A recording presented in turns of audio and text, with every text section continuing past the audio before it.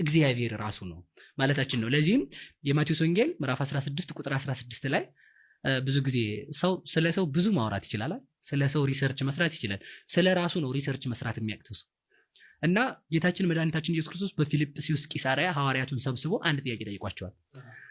የሰው ልጅ ሰው ማን ይለዋል የሚል ጥያቄ ጠየቃቸው። እናውቀዋለን ሁላችንም። አንዱ ዮሐንስ መጥምቅ፣ አንዱ ኤልያስ፣ አንዱ ከነቢያት ቀደምት አንዱ እንደዚያ ብለው መለሱለት። እናንተስ ማን ትሉኛላችሁ ሲላቸው አንተ ሙሰኬ መነ ትብሉኒ ሲላቸው ሁሉም ዝም ሲሉ ቅዱስ ጴጥሮስ ግን አንድ ነገር ተናግሯል። አንተ ውእቱ ክርስቶስ ወልደ እግዚአብሔር ሕያው፣ አንተ የሕያው ባህሪ የእግዚአብሔር አብ የባህሪ ልጁ ነህ። እዚህ ጋር ነው ሽልማት የተሰጠው። ብፁዕ አንተ ስምዖን ወልደ ዮና እስመ ኢከሰተ ለከ ዘንተ ዘሥጋ ወደም አላሁ ዘበሰማያት። የዮና ልጅ ስምዖን ጴጥሮስ ሆይ ይህንን ዕውቀት የገለጠልህ የሰማይ አባቴ ነው እንጂ ስጋዊ ደማዊ መምህር አልገለጠልህም። ስለዚህ ምንድን ነህ አለው? ብፁዕ ነህ አለው። ስለዚህ ክርስቶስ የማን ልጅ ነው ከተባለ የእግዚአብሔር ልጅ እግዚአብሔር ማለታችን ነው። በሌላም ማስረዳት እንችላለን። እንደው አንድ የሚደንቅ ነገር ማለት ነው፣ በጣም የሚደንቅ ነገር ካየ ነው ማለት ዮሐንስ ወንጌል ምዕራፍ 1 ቁጥር 52 ላይ ወረከቦ ፊልጶስ ለናትናኤል ይላል አይደል? ፊልጶስ ናትናኤልን አገኘው፣ መሳሳብ ሆነ፣ ይዞት መጣ እና ኢየሱስን አገኘ ነው አለ።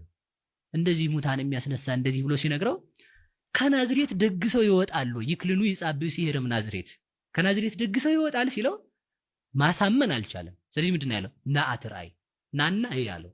ከዛ ሄደው እስከ 10 ሰዓት ቆዩ ይላል። እስከ 10ኛው ማረግ ደረሰ ነው ትርጓሜው። ሲሄድ ክርስቶስ ደግሞ አንድ ምስክር መሰከረ። በአማን እስራኤላዊ ዛልቦ ጽልውት ውስጥ ልቡ ክዳት ሽንገላ የሌለበት እስራኤላዊ በእውነት ገና ዛሬ መጣለው። ትርጉሙን እንተው መቼም አተታ ከገባን እዛው ስለምናደር የፈለግኳትን ፖይንት ላንሳት። ምንድነው ከዚያም በኋላ እንዲህ አለ፣ ባይቴ ታምረኒ ወዴት ነው የምታውቀኝ ሲለው መለሰለት፣ እምቅድመ ይጸወከ ፊልጶስ ርዩኩ ከበታይ ተጸበለስ። ፊልጶስ ሳይጠራ ከበለሷ ስር አውቃለሁ። እንደው አንድ ነገር ብቻ ልነግርህ ይችላልና ምንድናት እቺ?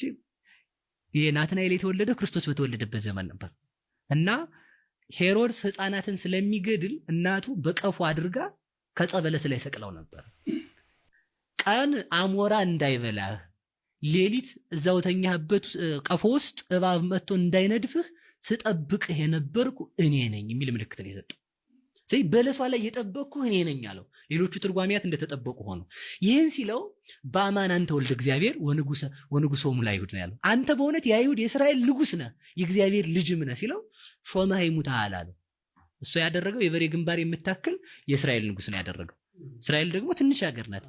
ከዛ ምን አለው? አማን አማን ብለከ እምዝ ትሬይ ዘይአቢ እምዝ እንዘይትራሃ ሰማያት ወመላእክት እግዚአብሔር ያርጉ ይወርዱው በልድጓ ለማየው እውነት እውነት እላለሁ ከዚህም በኋላ አለው ከዚህ የሚበልጥ ታያለ።